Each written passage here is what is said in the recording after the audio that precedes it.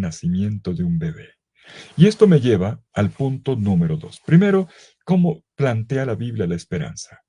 No la definimos aquí tanto con conceptos, aun cuando he dicho algunos, pero sobre todo con imágenes.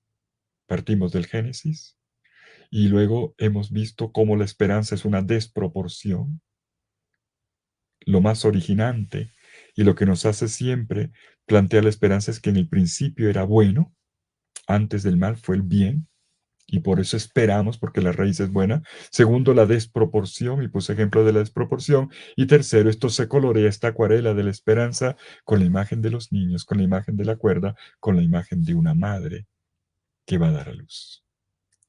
Y entonces viene una pregunta. Esta tensión, segundo punto, la tensión.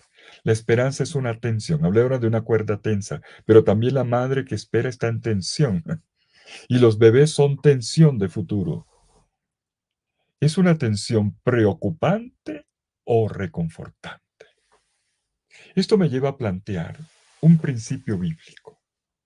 Un principio bíblico que está incubado en la savia vital de la esperanza, del árbol de la esperanza, y es la economía de la pequeñez. La economía de la pequeñez. Dios todo lo empieza pequeño, pero para hacerlo crecer. Vivir la esperanza implica entender lo pequeño. La economía de la pequeñez entonces atraviesa la Biblia entera.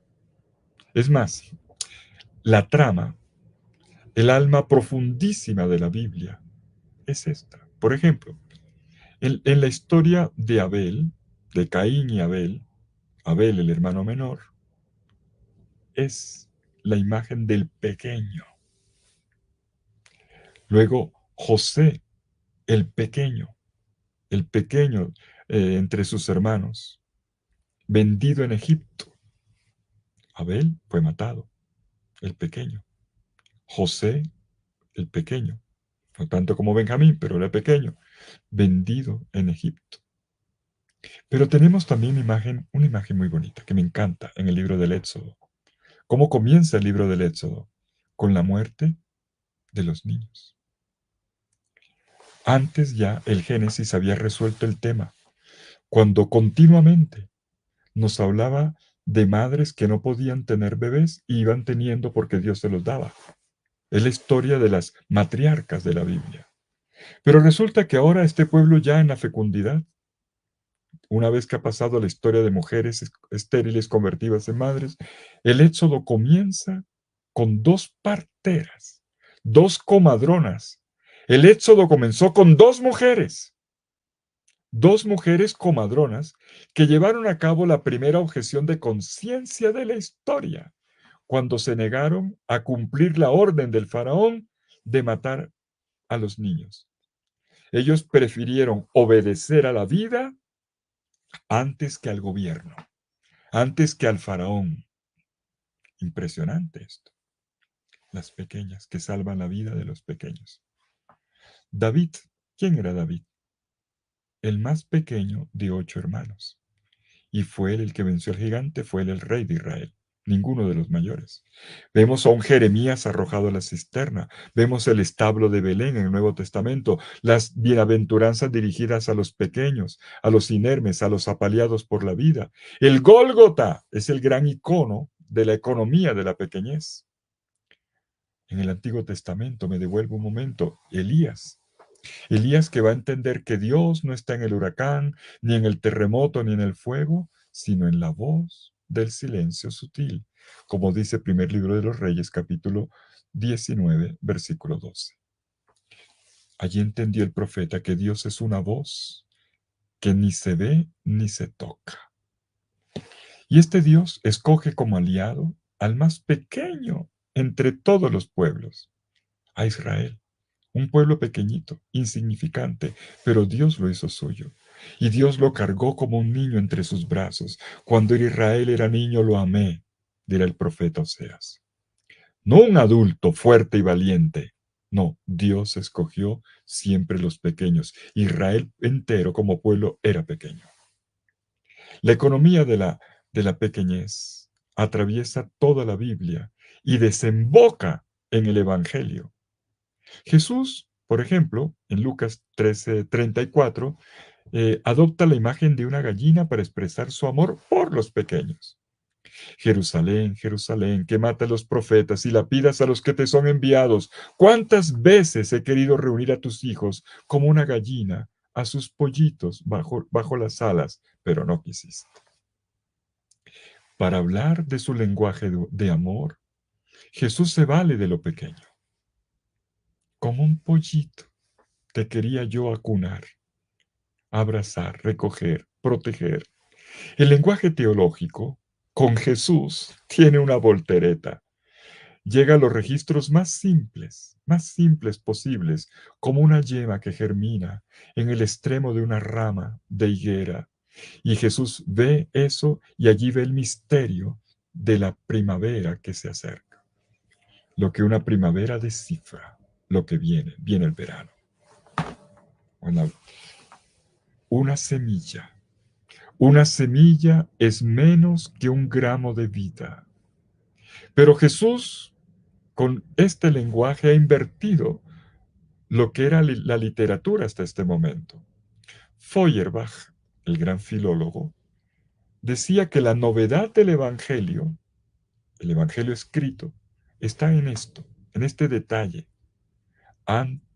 Antes, en la literatura, todos los héroes eran grandes e invencibles, pero ahora los protagonistas son los pobres, los vulnerables, los pequeños. Esto no había ocurrido en toda la historia de la literatura mundial. El Evangelio invirtió el sentido de la grandeza para contarnos allí lo que es la esperanza o desde dónde se entiende la esperanza. Ahora, tomarse en serio esta perspectiva nos lleva a nosotros a ver el mundo de otra manera, a buscar los reyes del mañana entre los descartados, los pobres e insignificantes de hoy, a tomarnos en serio a los niños y a los jóvenes. Jeremías se sorprendió cuando el Señor lo llamó. Soy como un niño que no sabe hablar. O el profeta Amós, el cultivador de sicómoros. Yo no era más que un... Y el Señor me puso de profeta. O el rey anunciado por Isaías, el niño dado cuando el otro había sido matado. Encontrar lo valioso allí donde la economía del mercado y de la grandeza solo ve irrelevancia. Y eso aparentemente irrelevante es lo grande. Descubrir la esperanza dentro de los pliegues de la realidad, al menos como polen de primavera en el viento. Dios ama contener lo grande en lo pequeño, el universo en el átomo, el árbol en la semilla, el hombre en el embrión, la mariposa en la crisálida, la eternidad en el instante, el amor en un corazón y asimismo dentro de nosotros. Cuesta mucho el primer paso y el resto del horizonte permanece oscuro, pero así es la esperanza. La esperanza es un ser más loco que se posa sobre el alma y canta melodías sin palabras y que no termina nunca. Pero para entender esto, voy al punto número 3. La triple raíz de la esperanza. La triple raíz de la esperanza. Él es como un ser más loco, pero no, vamos a poner ahora las cosas al derecho. ¿Por qué espero? Espero, y la Biblia me enseña esto, por tres motivos de fondo. Son tres raíces del mismo árbol de la esperanza que me dicen qué es lo que sostiene la esperanza. ¿Por qué persevero? ¿Y por qué me apoyo en esta cuerda? Primera raíz. Lo voy a decir con tres frases, tres enunciados. Primer enunciado, que es la primera raíz. Escúchenla bien. La vida tiene sentido. Lo creemos, ¿eh? No es lo que dice, por ejemplo, Shakespeare, William Shakespeare, en Macbeth. Por cierto, mi obra de teatro preferida es Macbeth. En la escena quinta del quinto acto, dice, la vida, esta frase seguramente la han escuchado, la vida es un cuento contado por un idiota, lleno de ruido y de furia, que no tiene ningún sentido. Bueno, eso se dice en el Macbeth de Shakespeare. Pero no, la vida sí tiene sentido. Y su sentido tenemos que descubrirlo. Su sentido agudo es la eternidad. Segunda afirmación, segunda raíz que sostiene la esperanza. Y continuó la frase primera, el sentido de la vida es positivo. Quiero decir, es algo que hace crecer y avanzar la vida, que llena de energía la vida. Es un bien, no un mal. Es un principio de creación. Tercera afirmación, tercera raíz que sostiene la esperanza. El sentido positivo de esta vida está en la eternidad. Miren que fui completando la frase. Primero, la vida tiene sentido. Dos, el sentido de la vida es positivo. Tres, este sentido positivo de la vida está en la eternidad. El dramaturgo Bertolt Brecht, seguramente conocido por algunos de ustedes, Bertolt Brecht escribe, el fruto del vientre de la mujer se lo chupa la muerte. Es una frase para pensarla bien, ¿eh? Como quien dice, nacemos para morir.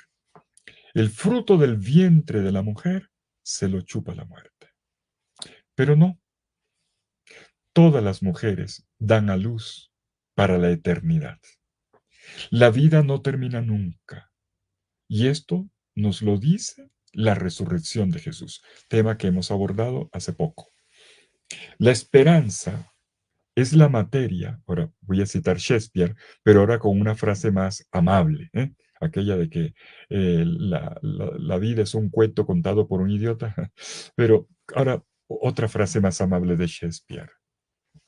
La esperanza es la materia de la cual están hechos los sueños. Me encanta. Él dice literalmente, estamos hechos del mismo material del que se tejen los sueños. ¿Sí? La esperanza es la materia de la que están hechos los sueños. Y nosotros estamos hechos de ese material. Por eso esperamos. Es la raíz de la esperanza, la llevamos dentro. Y si la esperanza es la materia de la que están hechos los sueños, tiene sentido, por ejemplo, cuando Luther King dice, tengo un sueño. Have a dream. Tengo un sueño. ¿Se acuerdan de la frase? Un sueño de libertad que aceleró los mecanismos que han generado una nación diferente en Norteamérica. Una vez que hemos visto esta triple raíz de la esperanza, avancemos ahora al corazón de nuestro tema. Cuarto punto. Los profetas miran el hoy desde el horizonte del futuro. Los grandes profetas hacen eso. Miran el hoy desde la perspectiva del futuro. Es mirar la semilla no desde el milímetro de vida que es, sino desde la perspectiva de la espiga que será. Eso es la esperanza. Hay dos maneras de leer el tiempo presente. Uno, es el tiempo cronológico que nos lleva a considerarlo todo desde el pasado hacia el presente. Pero otro, y desde el presente hacia el futuro. Esta linealidad. Otra manera es el tiempo vital. El tiempo vital es el que funciona al revés, parte del futuro. El presente, entonces, es la respuesta, escuchen bien, el presente es la respuesta a los llamados que nos vienen del futuro, o sea, del sueño, de los sueños de Dios. Por eso pasé por el tema del sueño, que es la tercera raíz. La semilla no responde a su pasado, sino al llamado de la espiga de mañana. Crecemos llamados por un futuro, un proyecto, un sueño, un destino de Dios. La estatura de un grupo es diametralmente proporcional a la importancia que le da al futuro, a la utopía, a los proyectos, o mejor todavía, a la esperanza. Somos llamados por el futuro. La esperanza es el presente del futuro. ¿Y cómo hacen los profetas? Como ya había hecho Abraham. Abraham, cuando murió, no había visto la promesa que Dios le hizo de ver hijos como estrellas. Solo había tenido dos estrellitas, Ismael e Isaac. Y Dios le ha dicho, tendrás hijos como estrellas. Él murió sin verlo, sin verlo. Inclusive a uno de los dos hijos casi lo mata. Bueno, era un sacrificio pedido por Dios. Dos estrellas y una por poco lo apaga en un sacrificio. Muere y en la tierra prometida donde tienen que correr leche y miel, solo tiene una gruta, la gruta de Macpela, hoy Hebrón. Un espacio, un pedacito de tierra para dos tumbas compradas y a un precio exorbitante. Lo pagó caro. No tiene las promesas, pero ha conservado la esperanza, porque paradójicamente cree más en la palabra de Dios que en su realización.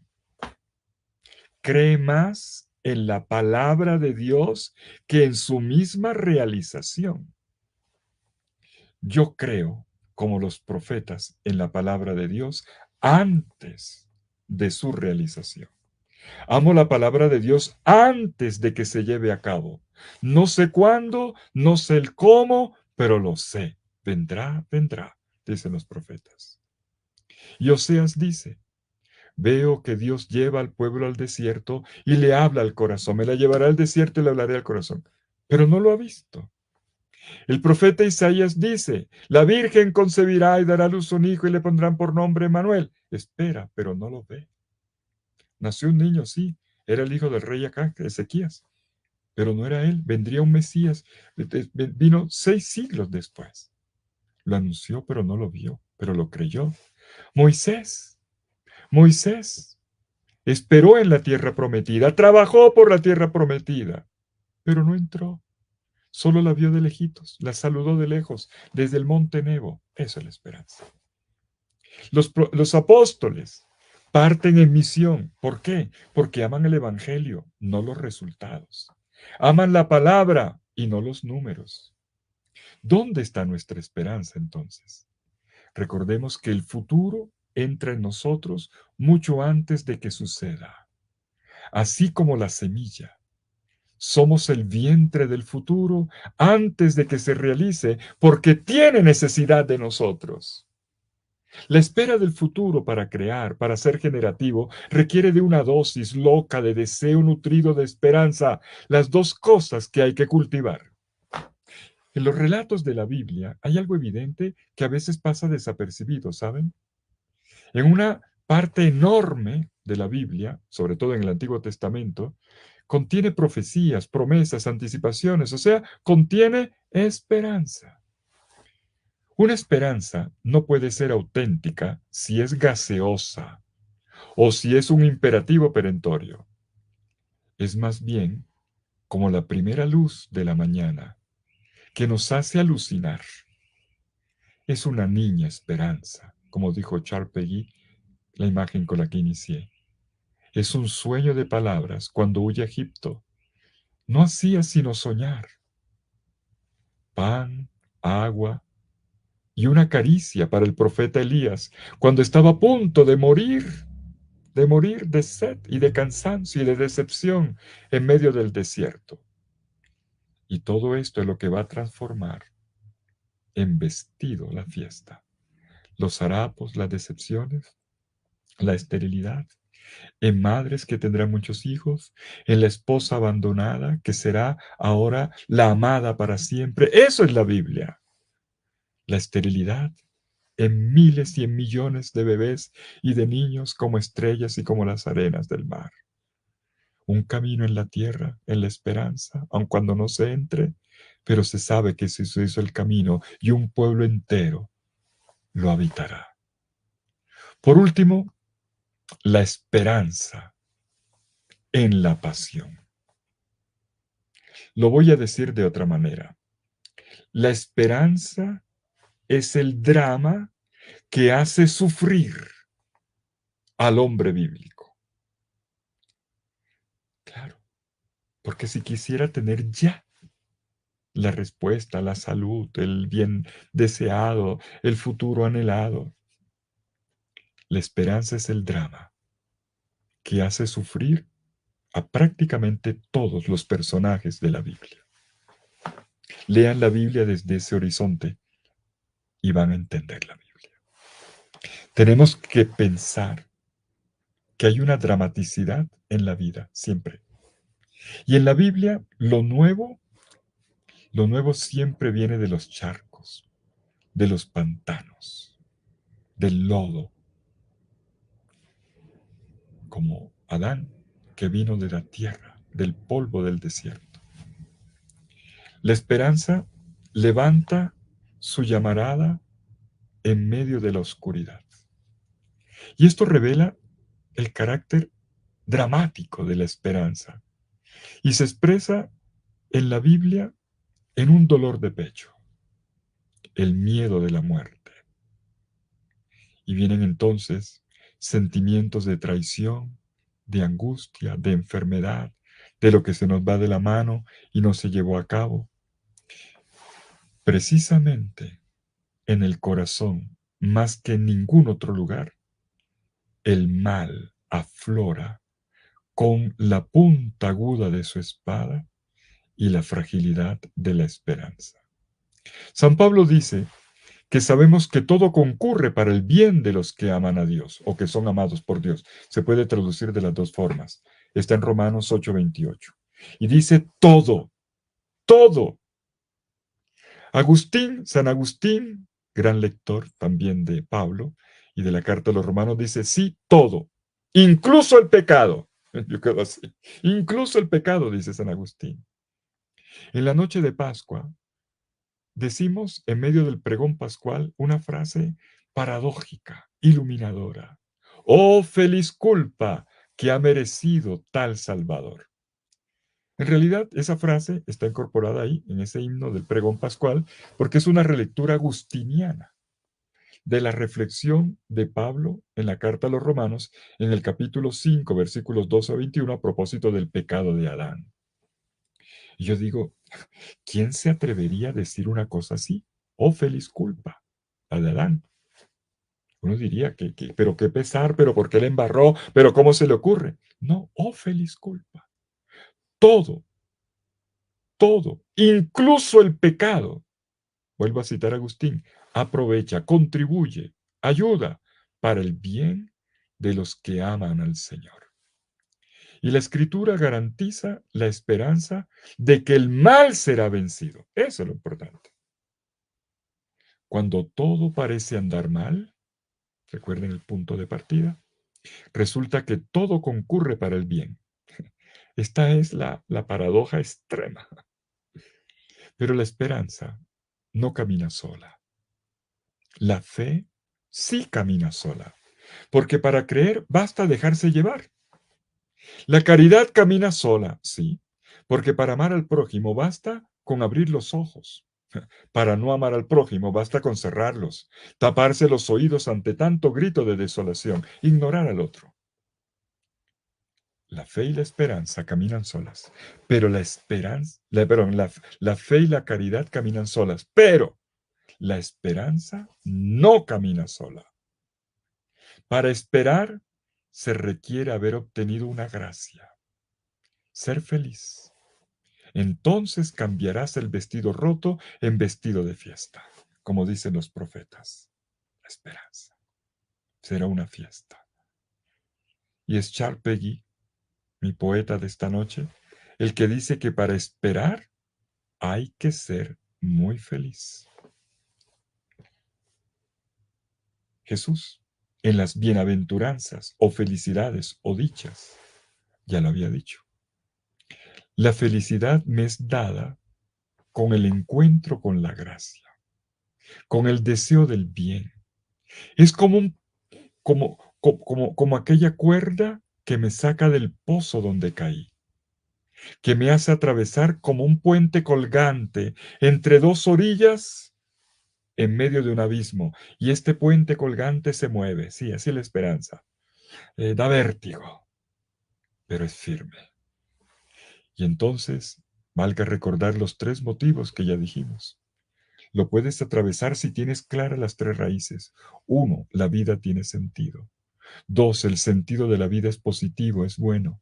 Tres, este sentido bueno es un llamado desde el futuro y no terminará nunca. Porque no se nace para vivir. En realidad se vive para nacer a la vida plena. Como le dice Jesús a Nicodemo en el capítulo 3 de Juan, tienes que nacer de nuevo. Se lo dice a un tipo mayor, a un anciano. Tienes que nacer de nuevo de lo alto para un futuro más grande que tus expectativas, más grande que tu biología. No se nace para vivir. Nacemos por la mitad. O sea, toda la vida nos sirve para nacer completamente. Se vive para nacer y renacer en la infinita paciencia de recomenzar todos los días. Y entonces nosotros decimos, mientras haya vida, hay esperanza. Decimos, bueno, tú ya estás vivo, entonces hay esperanza, ¿verdad? Ese es un dicho popular. Pero este proverbio lo podemos invertir. Mis queridos amigos, mientras tengamos esperanza, habrá vida. Mientras haya esperanza, tu vida saldrá adelante. San Ambrosio, y sigo con los padres de la iglesia, San Ambrosio dice, donde hay lucha, hay motivo de esperanza. Porque tú no peleas porque sí, tú no te esfuerzas porque sí, porque esperas algo. Donde hay lucha, hay motivo de esperanza. Y agrega una corona que te espera. Ante aquello que nos cuesta trabajo, el instinto normal es huir, abandonar y huir. Pues no es signo de que cultivas proyectos si te esfuerzas sabiendo que hay un Edén en cada empeño. Una persona que no sabe comprometerse y luchar por sus sueños es sencillamente una persona que ya ha caído en depresión. La depresión es eso, la pérdida de la energía y la pérdida de los sueños y la ilusión. En cambio, el Salmo 126, en el versículo 6 dice, al ir iban llorando, llevando las semillas. Al volver vuelven cantando, trayendo sus gavillas. Yo lo parafrasearía de otra manera. Al trabajo van todos llorando por el sudor que se escurre como lágrimas, pero volverán dando pasos de danza, cargando sobre sus hombros una rica cosecha. Esta es la esperanza. Nuestra vida no es un recoger enseguida. Cuidado con eso. Por eso es que la cosa no funciona muchas veces. El desespero, el ya, el rápido, el ya y ya. No, no. Es un sembrar en cada tiempo, un recomenzar en cada amanecer. Tú no puedes forzar la cosecha. El campesino sabes que tiene que esperar. Una madre sabe que tiene que esperar los 9 meses o lo que sea necesario. Caminar en la vida implica un ir en contracorriente a estas mentalidades del ya. Y esto es un profeta, uno que enseña a caminar en la historia. Para habitar la tierra, Jesús propuso el programa más abrumador que puede existir. Y educó a sus discípulos en la más hermosa de las lecciones sobre la esperanza. Vivir la esperanza en la pasión, que no solamente el vivir apasionados, sino en la pasión del dolor. Y es el texto de las bienaventuranzas. Mateo capítulo 5, versículos 1 al 12. Felices los que lloran, felices los perseguidos. A ver, es un manifiesto de esperanza, porque desde este otro polo del dolor se ve el otro polo del consuelo. Dice Jesús, porque serán saciados, porque verán a Dios, porque serán llamados hijos de Dios, porque recibirán misericordia, porque heredarán la tierra, porque de ellos es el reino de Dios. Este es el anuncio de la esperanza. Pero ya hay felicidad ahora, incluso en el llorar, incluso en el tener hambre, incluso en el ser amenazado de muerte, en el ser perseguido, en el ser maltratado. Ya, porque sé que vendrá, vendrá, vendrá. Serán saciados, verán a Dios. De ustedes es el reino de Dios. Este es el anuncio de la esperanza.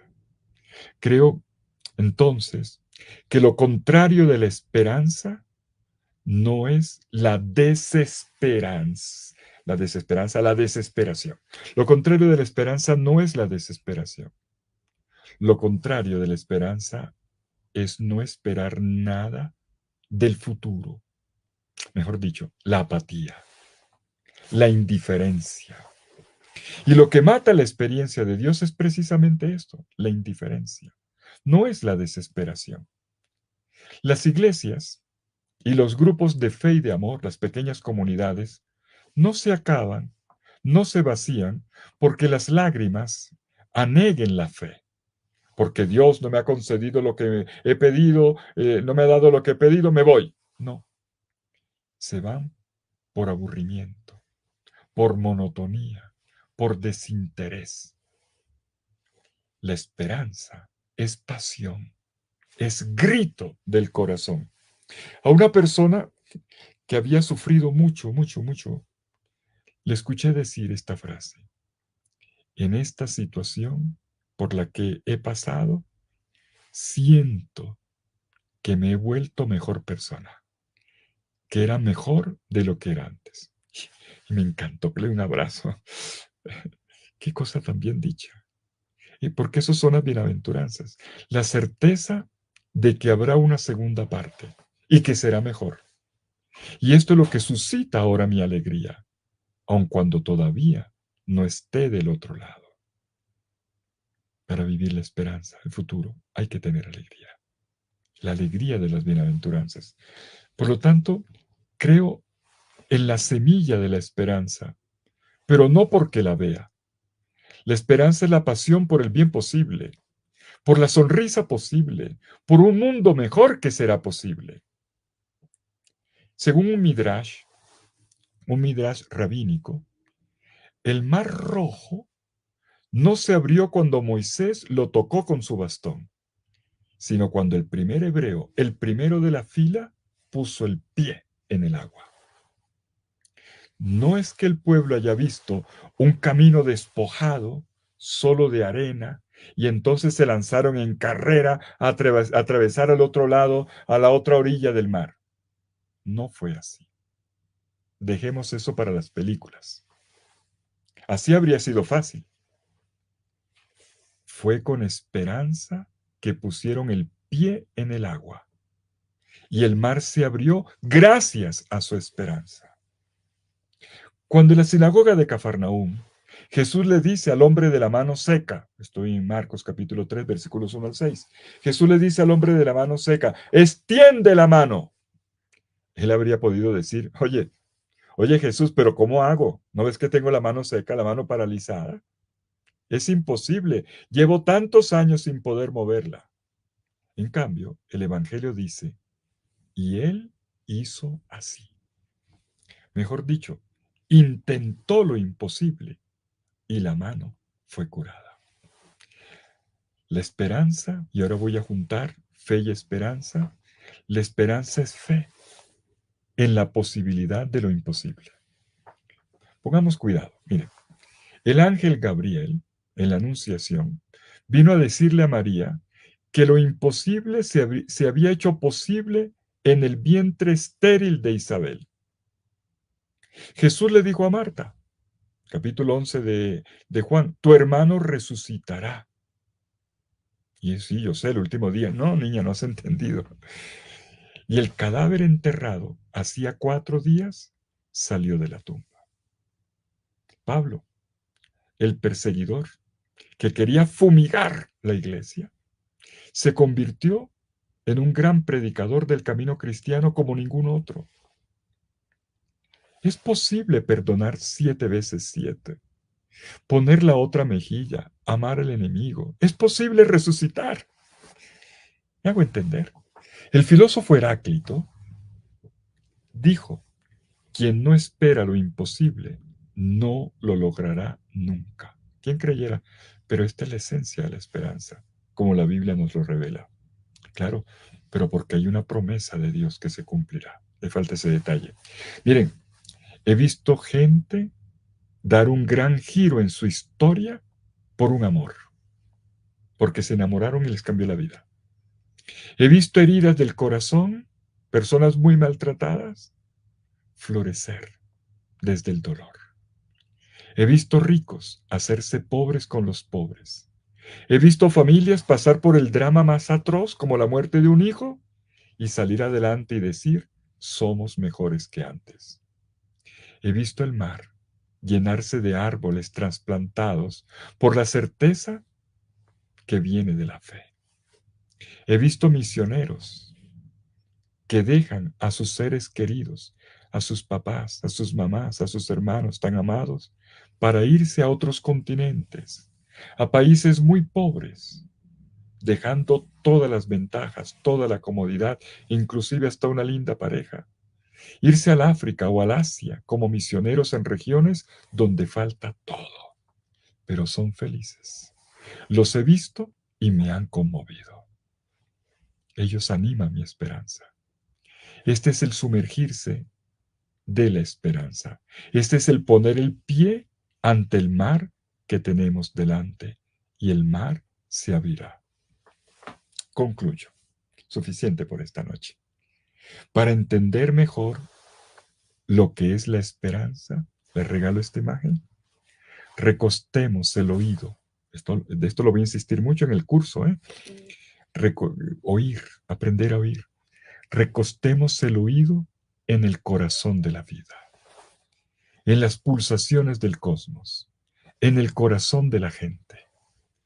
Escuchemos como en la noche de Pascua, así como una piedra de sepulcro rodó. Escuchemos en los campos cómo millones de semillas germinan, presionando las fronteras de la vida. Cómo millones de gemas presionan en la frontera de las ramas, las atraviesan y abren soles que parecían impenetrables en la foresta. Lo posible se ha hecho posible. Les deseo, queridos amigos, un año de la esperanza en el que podamos vivir como profetas desde la Escritura este hermoso ejercicio. Seamos profetas de la esperanza. Rujamos, como dice la profecía de Jeremías, rugir, rugir. El profeta ruge. Anunciemos esperanza. Y es para eso que nos educa la Biblia, la Sagrada Escritura, para saber escuchar lo nuevo que viene en la historia, el futuro que llama al presente. Seamos profetas de la esperanza, de los primeros signos de la vida que nace, del futuro bueno que viene como las primeras luces del alba o como la humilde hierba que se abre camino en el asfalto negro y espeso. Y entonces los harapos de las vidas rasgadas de nuestro mundo serán revestidas por vestidos de fiesta que traen los profetas de la esperanza. Muchas gracias.